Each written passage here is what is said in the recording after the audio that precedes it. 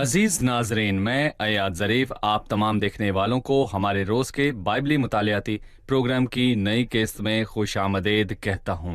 इस प्रोग्राम में हम बाइबल मुकद्दस की तमाम किताबों का मुतालिया पेश कर रहे हैं और आज हम दूसरे सैमुएल के 10वें और 11वें बाब का मुतालिया करेंगे। नाजरीन, मैं आपको याद दिलाना चाहता हूँ कि इस शो में हम किताब बा किताब बाइबल मुकद्दस की तमाम किताबों का मुतालिया कर रहे हैं। अगर आप हमारी पिछली इकसात या पिछले अबवाब के मुतालिक जानना चाहते हैं तो हमारी वेबसाइट biblemutalaya.com विजिट कीजिए। आपको तमाम इकसात वहां पर मुयस्सर होंगे। अगर आपका कोई भी सवाल हो तो हमारा ईमेल एड्रेस info@biblemutalaya.com पर अरसाल कीजिए या वक्फे के दौरान दिखाई दिए पते पर भी आप भेज सकते हैं। प्रोग्राम के बाकायदा आगाज से पहले मैं खुदा के खादमीन को खुशामदेद कहना चाहूंगा। भाई मोइन खुशामदेद, बहुत शुक्रिया डॉक्टर भाई। ओसामा खुशामदेद, बहुत शुक्रिया। और इसके साथ ही मैं स्टूडियो में आए हमारे दीगर मेहमानों को भी खुशामदेद कहूंगा। भाई ओसामा, हम 10वें बाब से शुरू करेंगे। इस बाब में एक अजीब वाक़या है जिस पर मैं आपकी राय लेना चाहूंगा। मैं चंद आयात की तलावत करूंगा। इसके बाद ऐसा हुआ कि बनी अमून का बादशाह मर गया और उसका बेटा हनून उसका जानशीन हुआ। तब दाऊद ने कहा कि मैं नाहस के बेटे हनून के साथ मेहरबानी करूंगा जैसे उसके बाप ने मेरे साथ मेहरबानी की। सो दाऊद ने अपने खादिम भेजे ताकि उनकी मार्फत उसके बाप के बारे में उसे तसल्ली दे।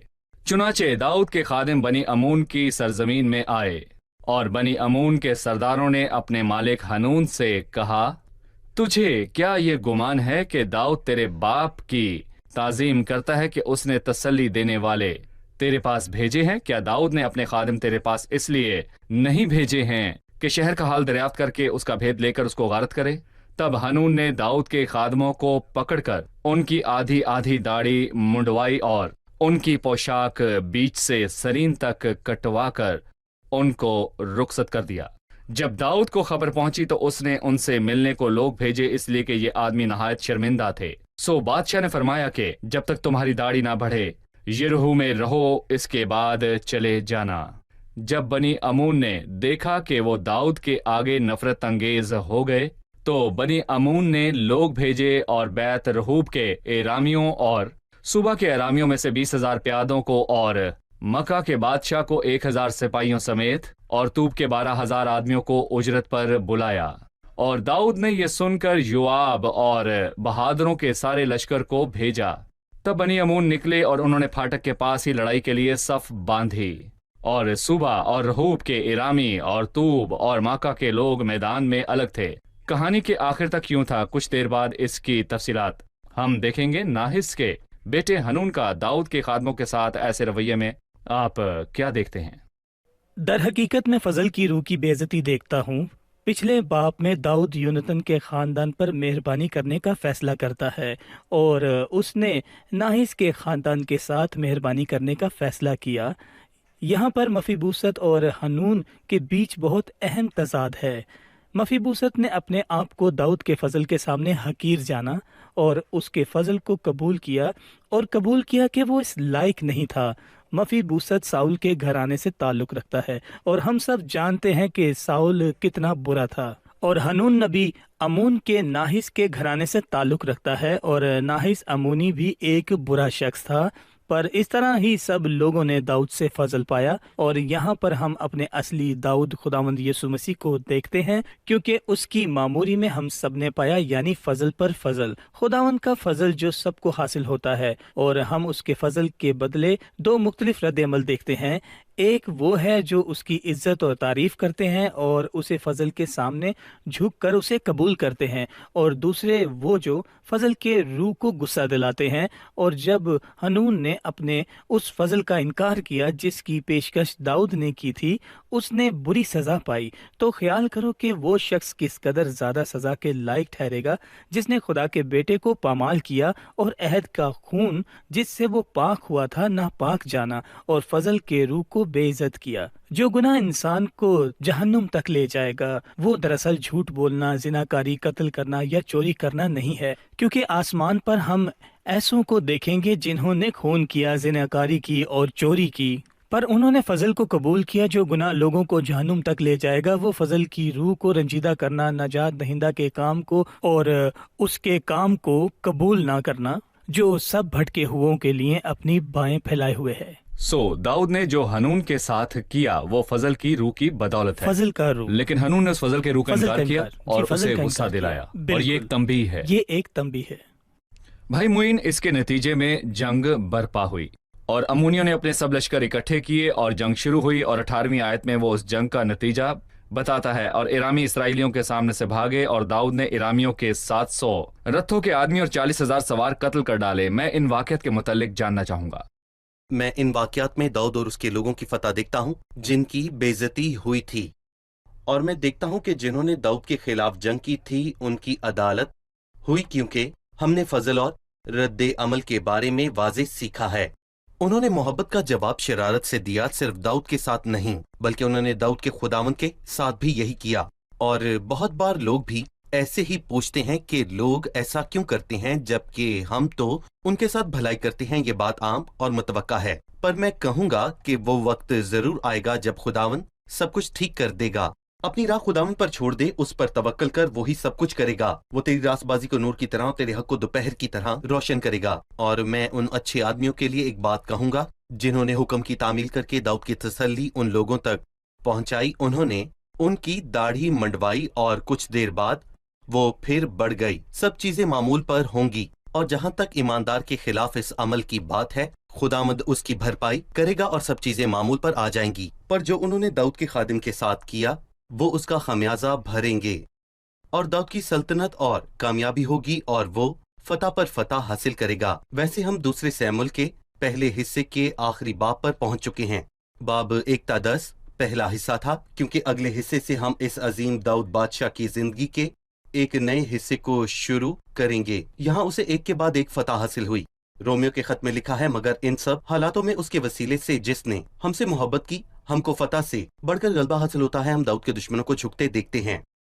19वीं आयत में लिखा है, और जब उन बादशाहों को जो हददाजर के खादिम थे देखा कि वो इसराइलियों से हार गए, तो उन्होंने इसराइलियों से सुलह कर ली और उनकी खिदमत करने लगे। गर्ज आरामी बनी अमून को फिर कुम्म करने से डरे। वो दाऊद के आगे झुकेंगे, वो दाऊद से खौफजदा होंगे। ये हसीन मंजर है जब दाऊद का खुदाम सल्तनत करने आएगा, और लिखा है कि हर एक घुटना उसके आगे झुकेगा और हर एक सजदा करेगा और मानेगा कि वही खुदावंद है।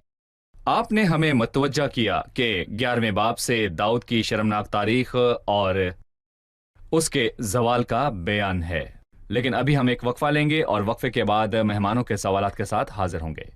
नाज़रीन, एक वक्फे के बाद आपसे फिर मिलेंगे, हमारे साथ रहिए।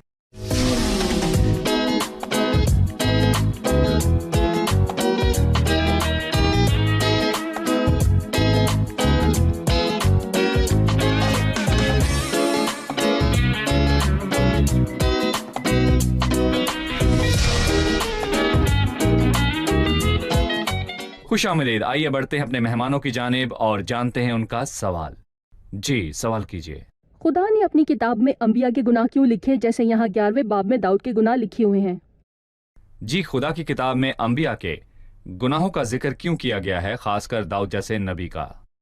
अगर ये खुदा की किताब के अलावा कोई और किताब होती तो हम हैरान होते कि कैसे उन्होंने अपने बहादुरों की तारीफ बयान की है। अगर हम फ़र्ज़ करें कि इस किताब का मुंसिफ महज एक इज़राइली मुंसिफ है जिसने दाऊद की ज़िंदगी की कहानी लिखी, तो मेरा ख्याल है कि उसने बादशाह के उन गुनाहों को मुआफ़ करके नज़रअंदाज कर दिया होता जिनके मुतालिक हम पढ़ रहे हैं। पर चूँकि ये खुदा की किताब है जो किसी की खुशामद नहीं करती बल्कि इंसान और खुदा के बारे में बहुत कुछ आया करता है, सो वो अंबिया के गुनाहों का जिक्र करता है। ये एक बात है, पर दूसरी बात यह है कि हम उसे फहश क्यों समझते हैं जबकि हम सभी गुनाहगार और उस मर्ज में मुब्तला हैं। हम में से कोई बेकसूर नहीं, सिर्फ एक है जो गुनाह से पाक है। उसने कहा, तुम में कौन मुझ पर गुनाह साबित करता है? खुदा का बेटा जो गुनाह के अलावा वो बाकी चीज़ों में हम सबसे मुशाबत रखता है, क्योंकि ये खुदा की किताब है। तो यहाँ पर बयान किए गए अंबिया के तमाम गुनाहों से कोई मसला नहीं है, क्योंकि ये इसलिए दिए गए थे ताकि हम इसे सीखें और ध्यान करें और इस बात पर गौर करें कि ये सब इनके साथ इसलिए हुआ ताकि हम इससे सबक हासिल कर सकें और ये हमारे लिए एक मिसाल और एक सबक साबित हो सके। सही। भाई मुइन 11वें बाब में मसला शुरू हुआ और ऐसा हुआ कि दूसरे साल जिस वक्त बादशाह जंग के लिए निकलते हैं, दाऊद ने योआब और उसके साथ अपने खादमों और सब इसराइलियों को भेजा और उन्होंने बनी अमून को कत्ल किया और रब्बा को जा घेरा, पर दाऊद यरूशलेम में ही रहा। बादशाह जंग के लिए गए पर वो यरूशलेम में ही रहा। आप इस सवाल के पीछे क्या वजह देखते हैं? बाइबल हमें सिखाती है कि हर एक चीज का वक्त मुकर्रर है। आप किस चीज का हवाला दे रहे हैं, वो किस चीज का वक्त था। वो वक्त सोने का वक्त नहीं था, वो आराम का वक्त नहीं था, और ना ही वो चलने फिरने का वक्त था, वो जंग का वक्त था। और दाऊद ने जंग के लिए जाना था, तभी उसने ये वक्त जो जंग के लिए मुकर्रर था गैर मुकर्ररा चीज के लिए इस्तेमाल किया, और यही उसके जवाल का आगाज था। और दूसरी बात, दाऊद ने सल्तनत की और आराम किया और महल में दाखिल हुआ। क्या ये जंग का वक्त है? क्या मुझे पहले अपने महल में आराम नहीं करना चाहिए? अदलाम के मगारे में गुजारे हुए कठिन दिन जो मैंने गुजारे वो काफी हैं, और ये उन वजूहात में से एक वजह हो सकती है।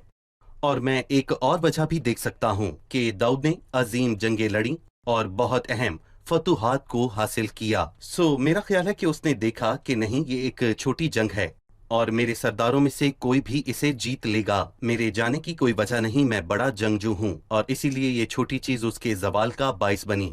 गज़लो गज़लात में सुलेमान छोटी लोमड़ियों का हवाला देता है। ये छोटी लोमड़ियां दर हकीकत क्या करती हैं? वो कहता है कि ये छोटी लोमड़ियां सारे पाकिस्तान को खराब कर सकती हैं, पर काहली, सुस्ती और आराम करना, और किसी ने क्या खूब कहा है कि साकिन पानी में गर्द जमा हो जाती है। आराम करना और काहली से काम लेना अबलीस के लिए एक मौका है कि वो आकर अपना काम करे। अफसोस कि दाऊद ने ये किया और अपने गुनाह में गिरा। आपका कहने का मतलब है कि जब जंग का वक्त था तो दाऊद को जंग के मैदान में जाना चाहिए जंग में था, जाना चाहिए था, पर उसने जंग के दौरान आराम किया, सो वो गुनाह में गिर गया। बिल्कुल सही। छत के मसले से मुतल्लिक और छत पर ऐसी बाड़ ना लगाना जिससे दूसरों के घरों में झांकने से या गुनाह पर नजर करने से परहेज किया जाए। आप अलामती और रूहानी तौर पर मुझे इसके बारे में बताइए। देखिए, अलामती तौर पर मेरे और दुनिया के दरमियान एक हद मुकर्रर होनी चाहिए, और मैं इस हद को एक चीज में देखता हूँ जो कि खुदावंद यीशु मसीह की सलीब है, जिसके बारे में पालूस ये कहता है कि खुदा ना करे कि मैं किसी चीज पर फख्र करूं। सो मैं अपने खुदावंद यीशु मसीह की सलीब के, जिससे दुनिया मेरे एतबार से मसलूब हुई और दुनिया मेरे एतबार से, मैं सलीब की नजर से दुनिया को एक मुर्दा की तरह देखता हूँ और दुनिया मुझे एक मुर्दे की तरह देखती है। और यहाँ पर दाऊद ने उस हद को मुकम्मल तौर पर हटा दिया। उसने अपनी आंखों को देखने और खोज लगाने का मौका दिया, और आंखें हमेशा गुनाह को तलाश करती हैं, और यकीनन दाऊद की हरकत के पीछे की वजह इब्लीस है जो उसने की, और वो गिर पड़ा। भाई उसामा, अगर हम कहें कि किसी भी मसले के दो पहलू होते हैं जी, तो यहाँ पर कसूरवार कौन है, दाऊद या सिर्फ वो औरत, या फिर दोनों? दर हकीकत हम एक मर्दाना मुआशरे में रहते हैं जो औरत पर सारा इल्ज़ाम लगा देती है, जबकि मैं ये देखता हूँ कि इस वाक़या में जो कसूरवार है वो बिलखसूस दाऊद है। बाइबल ये नहीं कहती कि अगर कोई औरत तुझे ठोकर खिलाए तो उसको काट कर अपने पास से फेंक दे। हम उसमें दावा और ईमान की बात देखते हैं, लेकिन अगर तेरी दाहिनी आंख तुझे ठोकर खिलाए तो उसे निकाल कर अपने पास से फेंक दे। मसला औरत में नहीं है, पर उस आंख में है जिसने औरत को देखा। बदन का चिराग आंख है, बस अगर तेरी आंख दुरुस्त हो तो तेरा सारा बदन रोशन होगा। और खुदावंद यीशु मसीह हमें ये सिखाते हैं कि मरकजी तौर पर यहाँ दाऊद की गलती है, और हमने उसकी गलती बार बार देखी है, जैसे काहली, सुस्ती और देर रात तक जागना। लोग सवेरे उठते हैं, वो रात को दुआ करने के लिए नहीं बल्कि टहलने के लिए जागता था, जबकि जंगी मर्द जंग के मैदान में था। अगर हम फर्ज कर लें कि जंग पर ना जाने की उसकी कोई मजबूरी होगी, कि क्या कोई ऐसी मजबूरी थी जिसने उसे खुदा के सामने झुककर घुटने टेक कर उनके लिए दुआ करने से रोका जो जंग पर गए थे? दर हकीकत यहाँ पर सारी गलती दाऊद की है, और उसने उसके साथ सोहबत की। और फिर हम देखते हैं कि नातन उसको अमीर आदमी से तशबीह देता है जिसने गरीब आदमी की भेड़ ले ली। उसने उस औरत को लिया। मैं उस औरत को इल्ज़ाम नहीं दे सकता, और ये उसका मतलब नहीं कि औरतों को अपने आप को ढांपने की ज़रूरत नहीं, या वो मुकम्मल तौर पर आज़ाद हैं, कतई नहीं। एक पाकीज़ा और ईमानदार औरत के लिए जरूरी है कि वो अपने आप को इज्जतदार लिबास में मबलस करे, इसलिए नहीं कि मर्द से गुनाह सरजद करवाए, बल्कि उसका पहला और आखिरी मकसद ये होना चाहिए कि खुदा को खुश करना। ठीक है, हम ऐसे मुआशरे को ये पैगाम देना चाहते हैं जो बज़ाहिर निगाह करने या औरतों को देखकर उनके पर्दे की वो खिलाफ वर्जी करते हैं और फिर ये बताना चाहते हैं कि कि वो ये एक वो जुर्म अपने है। आप को ये बहाना देकर ऐसी खिलाफ वर्जी करते हैं कि वो औरत बरहना है।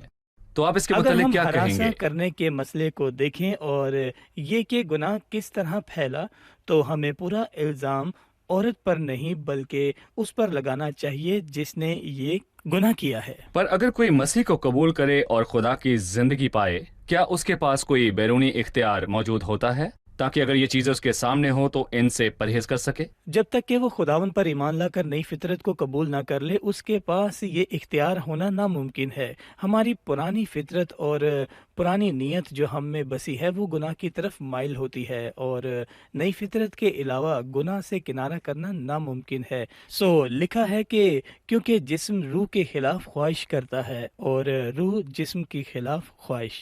सही। हम एक वक्फे के बाद मेहमानों के सवालात के साथ हाजिर होंगे। नाज़रीन, एक वक्फे के बाद दोबारा हाजिर होंगे, हमारे साथ रहिए।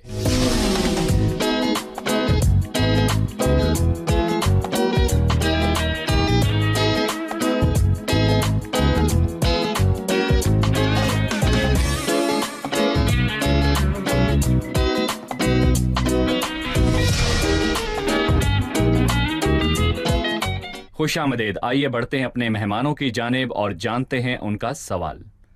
जी, हम जानते हैं कि गुनाह बेहिसाब है और हम जानना चाहते हैं कि यहाँ दाऊद के गुनाह का क्या अंजाम था। जी, यकीनन हर गुनाह का अंजाम होता है। ये नताइज दाऊद की जिंदगी में कैसे रूनुमा हुए, गुनाह के नताइज, इनके बारे में बताइए।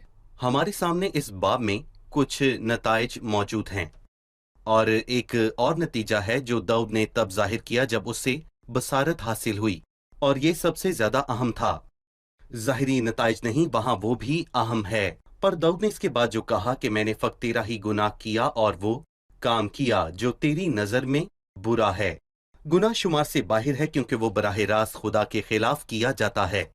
जब इंसान अपने साथी इंसान के खिलाफ कुछ गुनाह करने का फैसला करता है, चाहे वो कोई भी गुनाह हो, अव्वल तो वो गुनाह इंसान के खिलाफ नहीं करता, बल्कि वो गुनाह खुदा के खिलाफ करता है जो दर हकीकत उसे बनाने वाला है। सो मैं कहूंगा कि यहाँ उसकी सजा सख्त और अबदी क्यों है, क्योंकि वो बराह रास्त खुदा के खिलाफ गुनाह करता है और नताइज वाज़े तौर पर जाहिर होते हैं। और दर हकीकत हम दाऊद की जिंदगी में यक के बाद दीगर जवाल देखते हैं।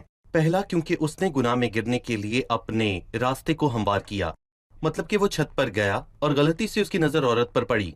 गली से गुजरते हमारी भी नजर बहुत सी चीजों पर पड़ती है, और इसलिए मुझे बहाने की तलाश नहीं करनी चाहिए, बल्कि फौरन गुनाह से नजर फेरकर नीचे जाकर अपने खुदा से दुआ करनी है कि वो मुझे संभाले। लेकिन उसने अपनी राह को हमवार किया और उसने अपनी आंख को मौका दिया, और नतीजा क्या निकला? उसने देखा, उसको बुलावा भेजा, उससे सोहबत की और गुनाह में गिरा, और नतीजा ये निकला कि वो अपनी गलती को छुपाना चाहता था, तो उसने उस बेचारे को जंग से बुलाया और उसके साथ झूठ बोला। उसने उसे जंग के बारे में दरियाफ्त करने के लिए बुलाया, तो खास करके यही आदमी उसके पास जंग की खबर को क्यों लाया? उसने उससे कहा, ठीक है जा, लेकिन वो शख्स जाते हुए कुछ ऐसा कह गया कि दाऊद का जमीर जाग गया।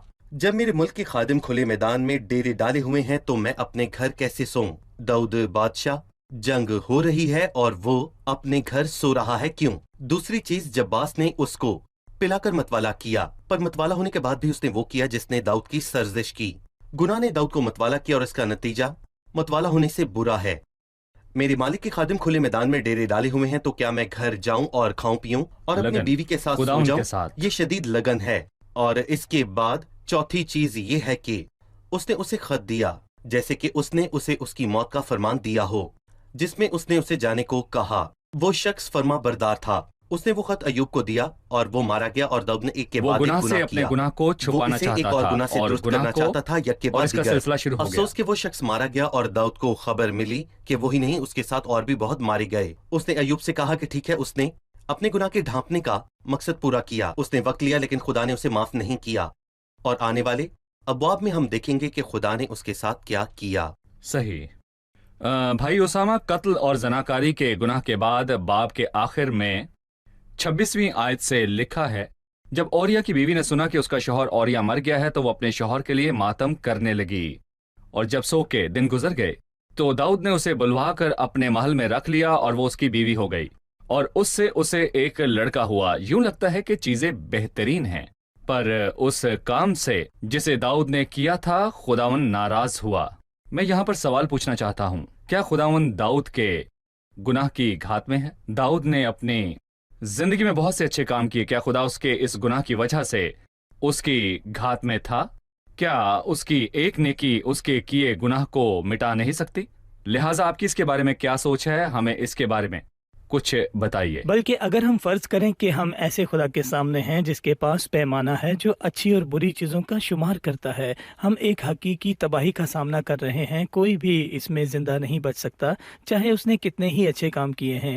آپ مجھ سے پوچھیں گے کیوں؟ اس کا جواب سادہ سا ہے کہ جب داؤد نے گناہ کیا تو اس کے اپنے الفاظ اور اس کے اقرار کے مطابق، اگر آپ زبور کی کتاب میں 51 زبور کو دیکھیں گے، میں نے فقط تیرا ہی گناہ کیا. جی، وہ خدا کے مخاطب ہو کر کہہ رہا ہے، میں نے فقط تیرا ہی گناہ کیا ہے اور وہ کام کیا ہے جو تیری نظر میں برا ہے. اور میں سوچ رہا ہوں اور میں اپنے سامعین سے پوچھتا ہوں کہ خدا کے خلاف ایک گناہ کیا وہ محدود ہے یا لامحدود ہے؟ یا کسی عدد کو انفینٹی سے ضرب دیں تو وہ کل لامحدود بنتا ہے، اور خدا لامحدود ہے، اور خدا کے خلاف کیا گناہ بھی لامحدود ہے؟ آپ کہہ سکتے ہیں کہ داؤد نے اچھے کام کیے، اس نے جتنے بھی اچھے کام کیے، میں کہتا ہوں جتنے بھی کام کیے، آخر میں وہ پھر بھی محدود ہے. کیا یہ محدود اچھے کام اس کے لامحدود گناہ کی اجرت کو مٹا سکتے ہیں؟ کیا یہ سوچ منطقی ہے؟ کیونکہ گناہ کی مزدوری موت ہے اور اس کا واحد حل کفارہ کا لہو ہے، یعنی وہ کفارہ ہے جو خداوند یسوع مسیح نے دیا. وہی ہے جو دنیا کے گناہ اٹھا لے جاتا ہے، اور وہی ایک واحد عظیم ہستی ہے جس نے تمام دنیا کے گناہوں کو اپنے اوپر لے لیا ہے. اگر ہم یہ بھی فرض کر لیں کہ انسان نے اپنی زندگی میں کوئی گناہ نہیں کیا اور سب نیک کام کیے، کیا اسے خدا کی نظر میں یا خدا کی طرف سے مزید حمایت ملتی ہے؟ نہیں، کوئی بھی اس چیز کے لیے انعام نہیں پاتا ہے جو فرض ہو. یہ اس پر فرض ہے. فرض کریں کہ ہم نے کبھی کسی ڈاکٹر کو اس بات کے لیے سرٹیفکیٹ لیتے نہیں دیکھا کہ اس نے کسی بیمار کا علاج کیا ہے اور یہ اس کا کام ہے، اور خداوند نے ہمیں یہ بتایا ہے جس کا خداوند نے ہمیں حکم دیا ہے. کہو کہ ہم نکمے نوکر ہیں. بہت شکریہ. اب وقت ہے کہ ہم جانیں کہ مہمانوں نے آج کیا سیکھا. اس قسط میں ہم نے ناحس کے بیٹے حنون کا داؤد کے خادموں کے ساتھ برتاؤ کے بارے میں بات کی. لہٰذا آپ اس واقعے اور عمل کو اپنے الفاظ میں بیان کیجیے. یہ اس فصل کی روح کو غصہ دلانے کے طور پر دیکھا گیا جو داؤد نے اس پر کیا تھا، اور روحانی طور پر ہم اس کہانی سے یہ سیکھتے ہیں کہ جیسے خداوند یسوع مسیح صلیب پر ہوا اور لوگوں نے اس کے فضل کا انکار کیا تو ان کا انجام برا ہوگا. جو بھی فضل کی روح کو رنجیدہ کرے ان کے لیے سزا ہے. ہم جانتے ہیں کہ بائبل داؤد اور باقی انبیاء کے گناہوں کے بارے میں بتاتی ہے. اس کے گناہ 11ویں باب میں قلم بند ہیں. بائبل ہمیں انبیاء کے گناہوں کے متعلق کیوں بتاتی ہے؟ ہم کہہ سکتے ہیں کہ انبیاء کے گناہوں کے ذکر کرنے کی 3 وجوہات ہیں. پہلی وجہ یہ کہ سب لوگوں نے گناہ کیا، اور دوسری وجہ کہ یہ خدا کے علاوہ کسی اور نے تحریر کی ہوتی تو وہ کبھی ان انبیاء اور لوگوں کے حاکموں اور عظیم لوگوں کے گناہوں کا ذکر نہیں کرتے، اور کبھی داؤد کے گناہوں کا ذکر نہیں کرتے بلکہ اس کی تعریف کرتے. تیسری وجہ یہ کہ سب اس لیے تحریر کیا گیا کہ ہم اس سے رہنمائی اور سبق حاصل کر سکیں. صحیح. بہت شکریہ. خدا آپ کو برکت دے. اگلے پروگرام میں آپ سب سے پھر ملاقات ہوگی. خدا کے خادمین کا بھی خدا آپ کو شکریہ. برکت دے. خدا ان کے فضل سے شکریہ. اگلے پروگرام میں ہم اپنے مطالعے کو جاری رکھیں گے. عزیز ناظرین، داؤد جنگ کے لیے نہیں گیا اور آرام کیا، اور جنگ کے دوران وہ آرام کر رہا تھا اور چھت پر ٹہلتے ہوئے وہ گناہ میں گر گیا. اور بائبل مقدس بتاتی ہے کہ جب تک ہم دنیا میں ہیں ہم میں روحانی تضاد ہوگا، کیونکہ ہم دشمنوں سے گھرے ہوئے ہیں اور ہمارے اندر خراب نفس ہے، اور باہر ابلیس اور دنیا کا نظام ہمیں گھیرے ہوئے ہے. تو ہمیں دشمنوں نے گھیرا ہوا ہے اور ہمیں آگاہی اور نگرانی کی ضرورت ہے، اور ضرورت ہے کہ ہم ہتھیار اٹھائیں. مادی ہتھیار نہیں جن کا استعمال باقی لوگ کرتے ہیں جیسے بم اور بارود، بلکہ ہمیں کتاب مقدس خدا کا کلام اٹھانا چاہیے، کیونکہ خدا کا پاک کلام روح کی تلوار ہے، اور اس کی نگرانی سے ہم سب گناہوں سے بچے رہتے ہیں. اور بائبل مقدس کے ساتھ جڑے رہنے سے हम तमाम गुनाहों से दूर रहते हैं। इसलिए नाजरीन, मैं आपसे कहूँगा, बेशक आपके ईमान की लंबी तारीख मौजूद हो या आप सिर्फ एक नए ईमानदार हैं, लिहाजा आप जवान हैं या उम्र रसीदा हैं, आप गुनाह के सामने इतने ताकतवर नहीं है। गुनाह आपको गिरा कर तबाह कर सकता है। लिहाजा कलाम के नजदीक हों, इससे जुड़े रहें, तो यकीनन आप गुनाह से दूर रहेंगे। मैंने तेरे कलाम को अपने दिल में रख लिया है ताकि मैं तेरे खिलाफ गुनाह ना करूं। अगली किस्त में आपसे फिर मुलाकात होगी। खुदा आप सबको बरकत दे।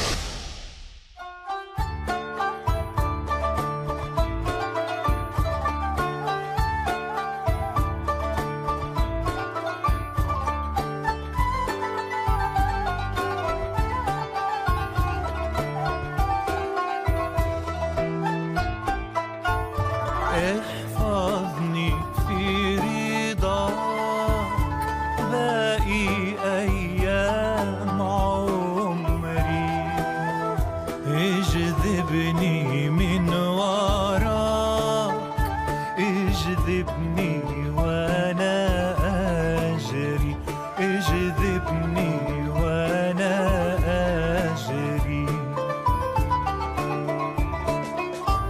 املأني بالأشواق نحوك حبيب قلبي، متى أراك عند انتهاء دربي، عند انتهاء دربي، أيقظني للصلوات، عقلني يا ربي، واحميني من الذات، وكن ينبوع حبي، وكن ينبوع